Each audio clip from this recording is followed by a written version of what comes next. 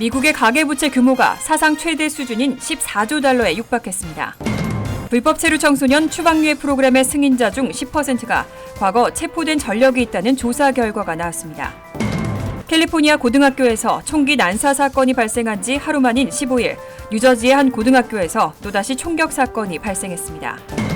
뉴저지주 한인 밀집 타운들이 공공장소에서 전자담배 흡연을 금지하는 조례안을 잇따라 추진하고 있습니다.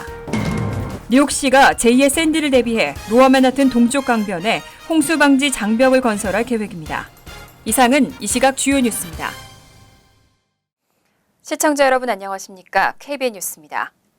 미국의 가계부채 규모가 사상 최대 수준인 14조 달러에 육박했습니다. 저금리 정책이 이어지고 있는 만큼 가계부채는 당분간 더 증가할 가능성이 크다는 분석도 나오고 있습니다. 뉴욕 연방준비은행은 미국의 올해 3분기 말 현재 가계부채가 13조 9,500억 달러로 석 달 전보다 920억 달러 증가한 것으로 집계했습니다. 현재 부채 수준은 서브프라임 모기지 사태로 글로벌 금융위기가 발생한 2008년보다 1조 3천억 달러나 많은 수준입니다. 미국의 가계부채는 21개 분기 연속 증가했는데 세부적으로는 주택담보대출 잔액이 9조 4,400억 달러로 2분기 말보다 310억 달러 늘었습니다. 또 학자금 대출과 자동차 담보대출은 1조 5천억 달러와 1조 3,200억 달러로 각각 1.4%, 1.3% 증가했습니다. 다만 미국의 경제 규모가 과거보다 훨씬 커진 점에서 볼 때 현재 가계부채 규모는 위험한 수준은 아니라는 평가도 나오고 있습니다. 연방준비제도의 제롬 파월 의장은 소득 대비 가계부채 비율은 금융위기 이전 수준보다 상대적으로 낮다고 설명했습니다. 실제로 미국의 국내 총생산 대비 가계부채 비율은 올해 2분기 76% 수준으로 금융위기 직후인 2009년 거의 100%에 달했던 것과 비교하면 상대적으로 낮은 수치입니다. 다만 일각에서는 주택 거품이 컸던 2000년대 중반을 기준으로 가계부채 건전성을 따지는 것은 바람직하지 않다는 지적도 나오고 있습니다. 불법 체류 청소년 추방유예 프로그램의 승인자 중 10%가 과거 체포된 전력이 있다는 조사 결과가 나왔습니다. 음주와 같은 경범죄가 다수였지만 강력범죄도 다수 포함된 것으로 알려졌는데요. 대법원의 다카 프로그램 폐지 위헌 심리에 영향을 줄지 주목되고 있습니다.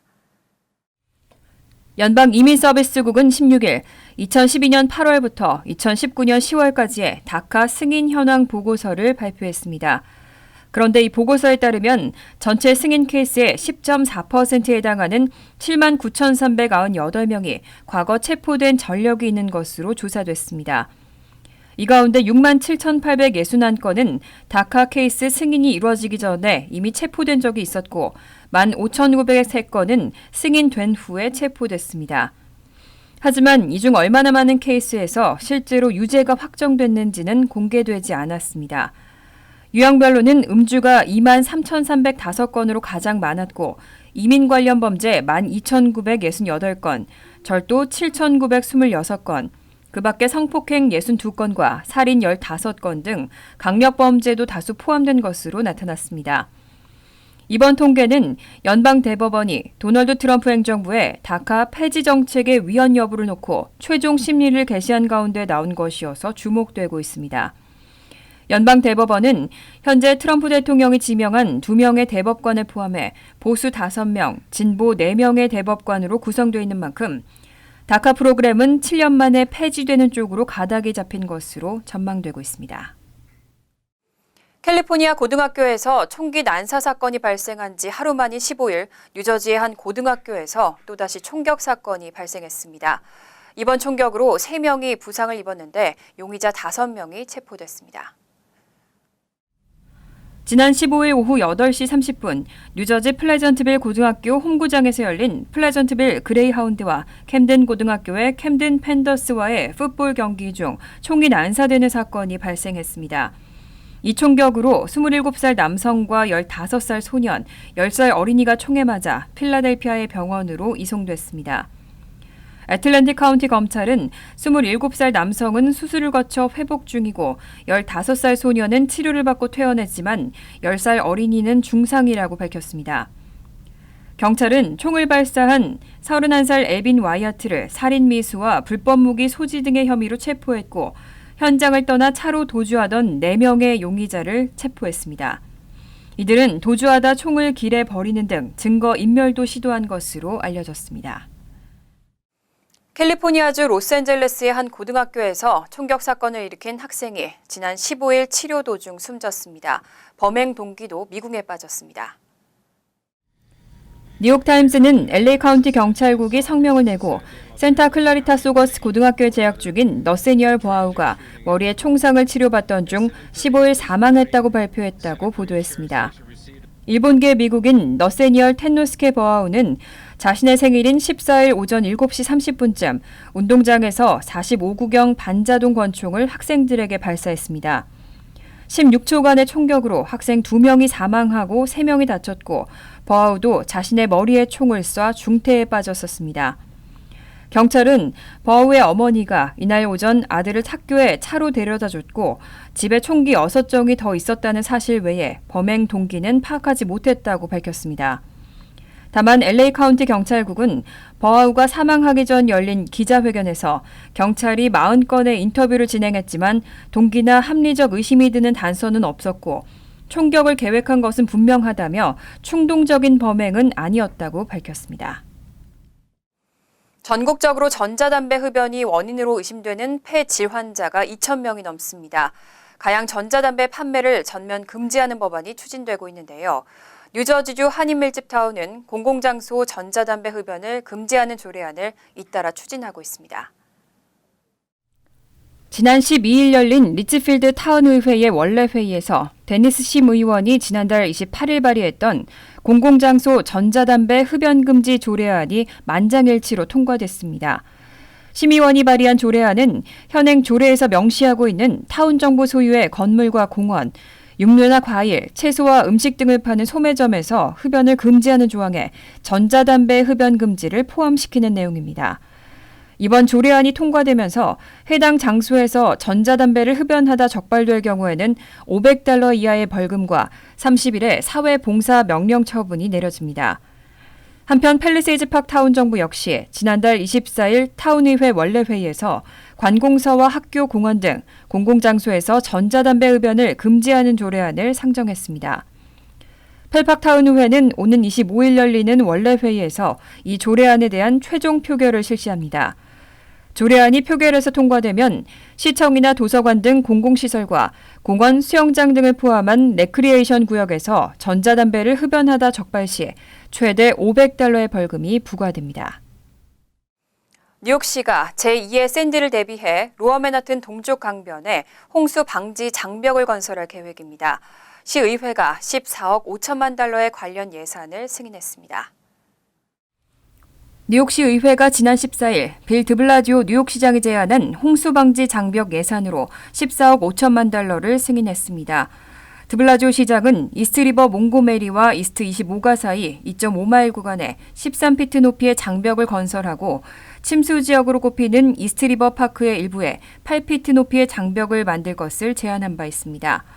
이와 같은 장벽이 건설되면 이 지역은 해수면보다 16피트 이상 높아지게 돼 태풍이나 폭우로 인한 침수 피해를 줄일 수 있을 것으로 예상되고 있습니다. 또 지구온난화 등으로 인한 해수면 상승에도 대응할 수 있을 것으로 보입니다. 드블라지오 시장은 2025년 완공 예정인 장벽이 건설되면 11만여 명의 뉴요커들이 보다 안전한 생활을 할 수 있을 것이라고 밝혔습니다. 하지만 이스트리버 파크 액션 그룹 등 일부 시민단체에서는 환경 문제와 안전성, 예산 등을 놓고 반대의 목소리도 나오고 있습니다. 드블라지오 시장은 시의회의 예산 표결을 통과한 후에도 반대 시위가 있는 등 계속되는 논란에 대응하기 위해 곧 프로젝트 관련 각계가 참여하는 자문위원회를 구성하겠다는 입장입니다. 뉴욕시의 노숙자 인구는 총 7만 9천여 명, 이 중 5%인 약 4천 명은 길거리 생활을 하고 있는 것으로 나타났는데요. 뉴욕시가 노숙자들을 돕기 위한 새로운 방안, 아울리치 NYC의 출범을 발표했습니다. 빌 드블라지오 뉴욕시장은 지난 14일 뉴욕시 5개 보로의 노숙자들을 돕기 위한 새로운 전기관적 계획, 아울리치 NYC의 출범을 발표했습니다. 아울리치 NYC는 뉴욕시의 공원 위생, 건물 소방, 보건, 정신건강부서에 소속된 공무원 18,000여 명에게 뉴욕시 민원전화 및 스마트폰 앱의 활용법을 숙련시키고 길거리 또는 지하철의 노숙자들을 발견했을 시 신설된 중앙지휘본부로 보고해 도움을 요청하도록 지시합니다. 각 부서에서 일하는 공무원들이 보낸 이런 정보들은 노숙자들을 찾아내고 이들이 시에서 제공하는 서비스를 받고 쉘터로 가는데 도움을 줄 것으로 예상되고 있습니다. 드블라지오 시장은 1,900만 달러를 투입해 약 200명에 달하는 아울리치 직원들을 추가로 고용할 예정이라고 밝혔습니다. 이렇게 되면 뉴욕시는 약 600명의 아울리치 직원들이 길거리 노숙자 문제 해결을 위해 일할 것으로 전망되고 있습니다. 뉴욕주 검찰이 사진 관련 기기 전문 업체인 B&H를 상대로 700만 달러의 판매세를 지불하지 않았다며 소송을 제기했습니다. 수천만 달러의 벌금을 부과할 것이라는 입장인데 B&H는 부당한 소송이라며 반박하고 있습니다. 뉴욕주 검찰은 B&H가 2006년 6월부터 올해 3분기까지 전자기기 제조사에게 인스턴트 리베이트 상환 비용으로 받은 700여만 달러의 판매세를 지불하지 않았다며 지난 14일 맨하튼의 주 법원에 소송을 제기했습니다. 인스턴트 리베이트란 기업이 고객에게 제공하는 할인 혜택의 일종입니다. 검찰은 주법상 B&H가 상품 전체 판매가에 대한 세금을 지불해야 함에도 고의적으로 지불하지 않았다며 피해와 이자율 등을 고려해 수천만 달러의 벌금을 부과할 것이라고 밝혔습니다. 이번 소송은 2016년 6월 한 개인의 내부 고발로 시작된 것으로 알려졌습니다. 하지만 B&H는 이익보단 원칙이라는 회사 이념을 내세우며 주정부의 소송을 부인하고 있습니다. B&H의 제프 거스텔 대변인은 뉴욕포스트와의 인터뷰에서 회사가 50년 넘게 정상적으로 운영되어 왔고 수많은 회계 감사를 거쳐 한 번도 문제가 없었다며 검찰이 할인 금액에도 세금을 물려 뉴요커들에게 더 많은 세금을 거두려 하고 있다고 반박했습니다.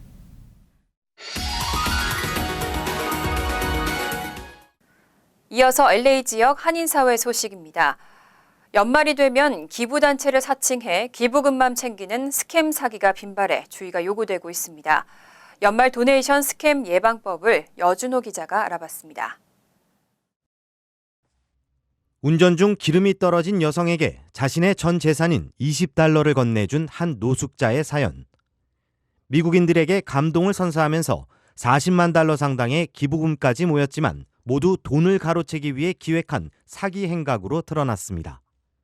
기부 캠페인이 활발히 전개되는 미국의 연말 연시. 어느 때보다 많은 기부가 이뤄지는 시기지만 이 같은 온정을 악용한 가짜 자선단체의 스캠 사기 역시 극성을 부리는 시기이기도 합니다.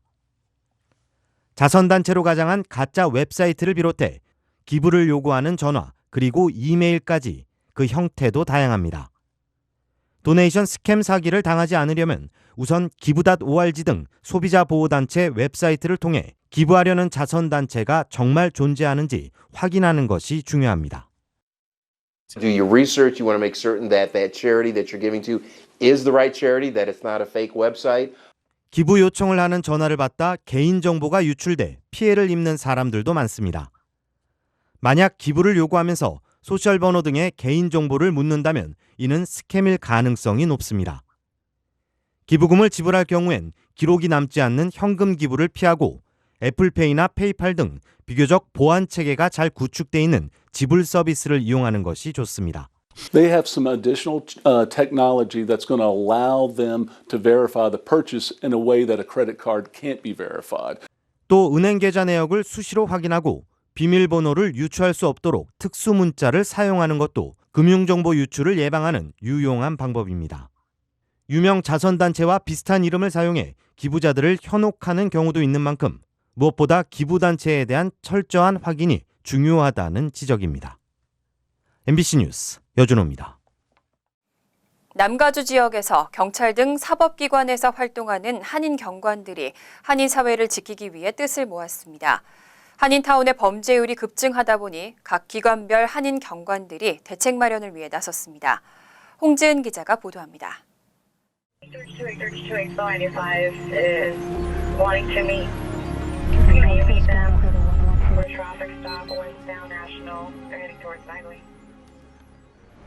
지난 6개월 동안 LA 한인타운에서 발생한 폭력 재산 범죄는 1,618건.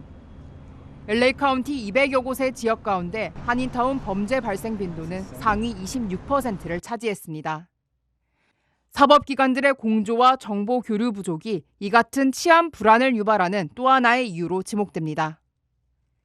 치안 불안에 떠는 한인들을 위해 LA 경찰, 셰리프, 연방수사국 등 남가주 지역 사법기관에서 근무하고 있는 한인 500명이 하나로 뭉쳤습니다. 한인 사회의 안전을 지키고 한인 경관들의 위상 강화를 위해 만들어진 한미치안협회.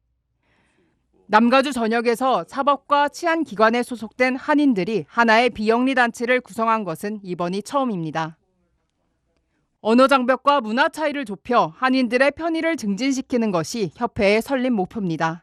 미국에서 오래 안 사신 분들은 문제가 생기면 여기 미국 법이나 아니면은 여기 컬처를 잘 모르시기 때문에 그런 질문이 있으시면은 언어 문제도 있지만 컬처럴 문제가 있으시기 때문에 한인 경관이나 아니면은 뭐 스페셜 에이전트, FBI 스페셜 에이전트가 있으면은 한국 분이면은 그만큼 저희들이 설명을 해드릴 수 있고 LAPD에서 한인 분이 아니시는 경관이 나가시는 경우에 한국 분들 문화나 아니면은 언어가 모르기 때문에 그분들한테도 저희들이 많은 경우에 설명을 해드려요.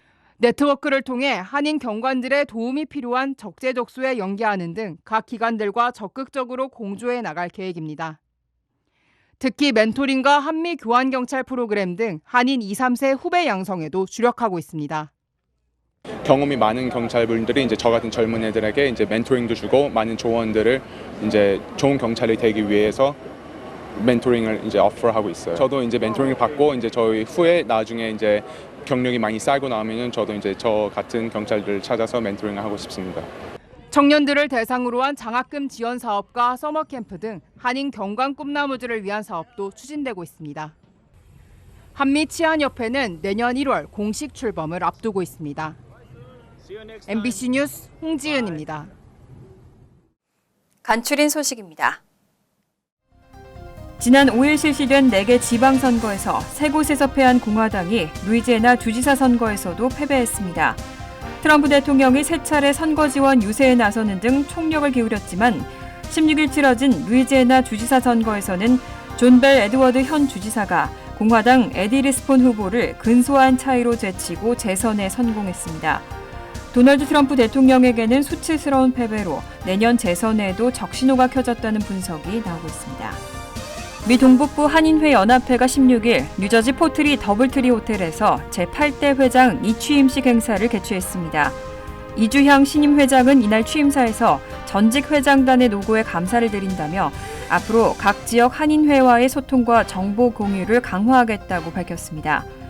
한편 이날 행사에는 찰수윤 뉴욕 한인회장과 박효성 뉴욕 총영사, 론킴 뉴욕주 하원의원 등 지역 정치인들과 한인사회 각계 단체장 등 150여 명이 참석했습니다. 시라큐스 대학교에서 아시안 비하 낙서가 발견되는 등 인종차별 사건이 연이어 발생하면서 남은 학기 동안 남학생들의 모든 사교 클럽 활동이 중단됐습니다. 시라큐스 대학 측은 헤븐홀에서 아시아인을 비하하는 인종차별적인 낙서와 반유대인 낙서가 잇따라 발견됐다고 밝혔습니다. 또 최근 남학생 사교 클럽 회원 중 한 명이 인종차별적인 발언을 했다는 내부 조사 결과 남은 학기 동안 모든 활동을 중단하기로 결정했다고 덧붙였습니다. 구세군 잉그루드 한인교회가 16일 H마트 뉴저지 리츠필드 매장 앞에서 사랑의 자선냄비 시종식을 가졌습니다.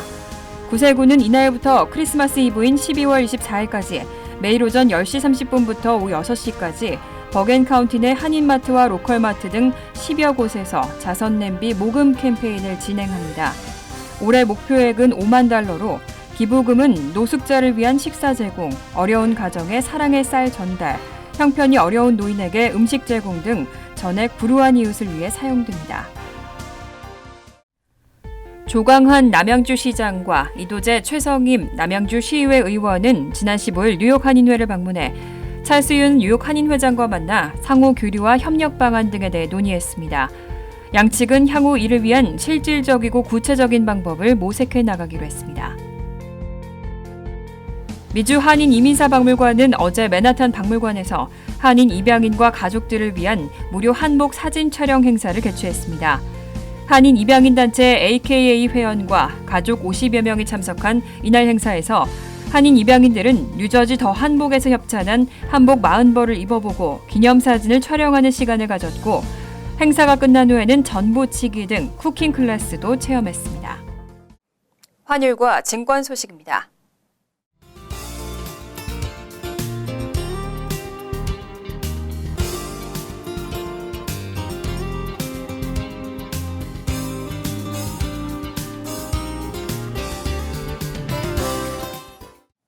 이어서 날씨입니다. 화요일은 화창한 가운데 가끔 구름이 끼겠습니다. 낮 최고 기온은 51도, 섭씨 영상 11도, 밤 최저 기온은 40도, 섭씨 4도로 예상됩니다. 수요일 역시 화창하고 가끔 구름만 끼겠습니다. 목요일은 점차 흐려지다 밤에는 소나기 오는 곳도 있겠습니다. 이상으로 KBN 뉴스를 마칩니다. KBN과 함께 즐거운 저녁 되시기 바랍니다.